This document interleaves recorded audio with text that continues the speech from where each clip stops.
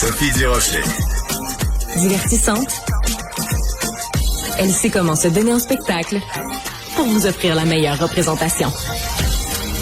On change complètement de sujet. Le jeudi est en train de devenir ma journée préférée de la semaine. Avant, c'était le mercredi parce que c'était le nombril de la semaine. Puis là, je pouvais regarder par en arrière, me dire 2 jours de fête, regarder par en avant en disant encore 2 jours. C'était comme c'était ma petite journée confortable. Mais maintenant, c'est le jeudi car tous les jeudis, je reçois ta visite, Caroline G. Murphy, chef de marque de sacs de chips.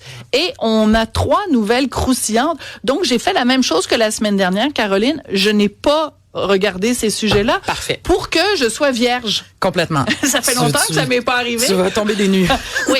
Alors, premier sujet, Kim Kardashian. Qu'est-ce que c'est ça, cette affaire-là de soutien-gorge? Alors, on y va.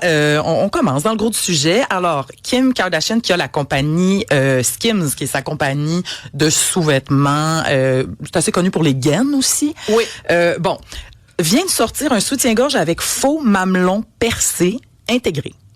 D'accord. Alors, on a déjà connu quand même. Hey boy, on les voit là. Oui, on a en image, pour ceux qui ont l'image, mais c'est vraiment ce que je viens de décrire. C'est push-up aussi, parce que le nom officiel, c'est Pierce Nipple Push-Up Bra.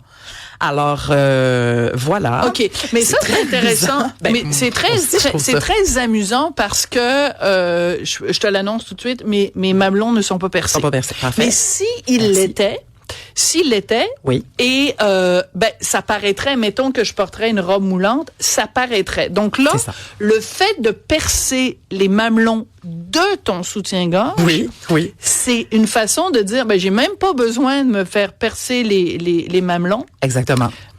C'est comme intégré. C'est intégré, tu t'évites la douleur. Ben oui, ça doit faire mal en sibody daido. Et j'aime personnellement mieux pas y penser. Et puis le danger, parce que j'ai fait de la recherche là dans nos archives, et il se trouve que l'influenceuse Lisanne Nadeau, s'est déjà coincé le piercing de mamelon.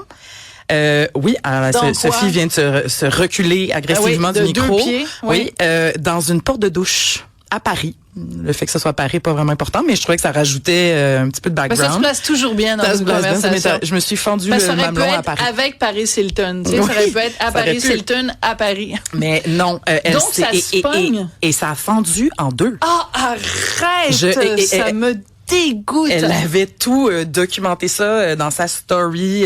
On avait vu une débarbouillette ensanglantée. Okay. Bref, elle avait trop d'informations. Mais bref, avec ce merveilleux morceau de vêtements, tu t'évites cette catastrophe possible. À un moment donné, quelqu'un va m'expliquer c'est quoi cette affaire de, tu sais, des boucles d'oreilles, je peux comprendre, parce que tu fais pendouiller des gugus. Mais un anneau dans le nez, je trouve que les gens qui ont ça, excusez-moi, mais vous ressemblez un peu à du bétail. Tu sais, moi, je vois toujours le septum. Je vois toujours la vache qui rit. La vache qui rit a toujours bien un gros anneau dans le nez. Moi, j'aime ça. Toi, t'aimes ça? Ah oui, j'aime bien. J'aime bien les piercings mais tu sais en général. C'est pour ça on n'est pas obligé d'être d'accord. Ben non, mais tu sais, les piercings, en tout cas, des gens que j'aime beaucoup d'amour se sont fait un piercing. C'est comme ça s'infecte. Moi, je viens des années du sourcil percé. Là, le début des années 2000, j'en avais pas, mais il y en avait. Bon. Mais je veux juste dire que c'est quand même pas la première fois là que Kim Kardashian sort quelque chose qui fait jaser. Controversé. Là, c'est all-in avec le faux mamelon percé, mais elle avait aussi sorti la brassière qui était tout simplement avec faux mamelon intégré.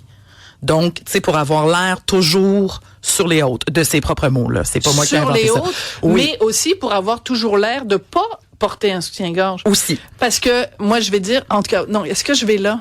Je vais-tu là? Ben, pourquoi pas? Bon. Là, tu cherchais l'approbation de quelqu'un. Non, mais je porte jamais de soutien-gorge. Ah! OK, mais tu te rappelles-tu quand je suis allée à Sortez-moi d'ici, on recevait du courriel, les gens disaient comment ça fait quand pas de soutien-gorge? Premièrement, j'en porte pas. Puis deuxièmement, il fait 40 degrés à l'ombre, toi. J'ai pas besoin d'avoir ça. Bon, bref. Sortez-moi d'ici. Donc, oui. Oui. Alors là, donc, des fois, quand je porte une robe moulante, je vais porter un soutien-gorge juste pour pas qu'on voit. Donc, tu fais le chemin contraire. Alors moi, quelqu'un qui veut qu'on voit son mamelon, je la comprends pas. C'est une mode. Voilà. C'est une mode. Je me suis confiée beaucoup plus que j'aurais dû. On est rendu tellement loin, là, de toute façon. En même temps, le sujet, là, appelait un peu ça. C'est mon hommage à Kim Kardashian. Parfait. Passons rapidement au sujet numéro 2 avant que je fasse des confidences beaucoup trop personnelles. Oui. Une TikTokeuse avec une fausse libellule. Oui. Que c'est un peu plus safe, là, déjà. déjà comme sujet. Alors, c'est une TikTokeuse qui fait des tests, là, tu sais, d'objets Amazon, OK? Donc, elle s'en fait venir, elle fait des essais. Et là, elle a essayé, c'est une grosse libellule. Je sais pas si on a l'image, on a un extrait de la dame qui l'essaie. On peut peut-être tout de suite aller là, mais c'est une grosse libellule en plastique que tu clips après ta casquette ou ton chapeau de pêche, là. I'm embarrassed. We are testing out whether this actually stops deer flies from biting because apparently this is the predator. They normally swarm Luna, but there's none on her, so that's really exciting. Bon. Donc, alors, vous pouvez l'entendre. Elle montre, c'est pour montrer qu'il n'y a pas. Alors, c'est simplement pour les mouches à chevreuil. OK, on parle vraiment. C'est sûr que ça n'éloignera pas les moustiques, là. OK, donc elle se met une libellule. C'est une grosse fausse libellule en plastique qui tient à peu près à 30 cm de ton chapeau, là. Mais elle a l'air tellement ridicule. C'est ça. Ben, c'est ce que j'aimais. C'est tellement ridicule, mais c'est une façon de dire, j'imagine, c'est comme un épouvantail. Tu sais, tu mets un épouvantail en plein milieu. C'est ça qu'on se disait. Ah, ben là. Exactement, l'épouvantail ou l'espèce de gros hibou en plastique. Oui. Pour ceux qui veulent faire fuir les oiseaux, les pigeons, whatever. Et donc, mais les gens étaient sceptiques dans les commentaires, mais selon elle, ça marche. Et là, je suis allée retrouver l'objet sur Amazon. Ça se vend entre 15 et 30 $. Recherche quand même un sac de chips. Hein? Je l'ai dit la semaine dernière, je persiste et signe. Ouais. On est rigoureux. Oui, on est rigoureux. Rigueur. Et c'est 4 étoiles sur 5 dans les revues d'Amazon. Combien ça coûte?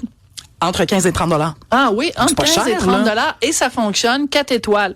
Pour se mettre une libellule, il y a juste une question, et ça, il n'y a pas d'argent pour ça, même avec ta Mastercard, il n'y a rien c'est que tu peux plus racheter ta crédibilité après. Elle est partie avec ton honneur, ton amour propre. Mais c'est sûr que ça fait un peu, moi, ça me faisait penser au chapeau avec un ridicule. Est-ce qu'on a le temps pour un troisième sujet, Hugo? Hugo Veilleux, journaliste à la recherche, me fait signe que oui.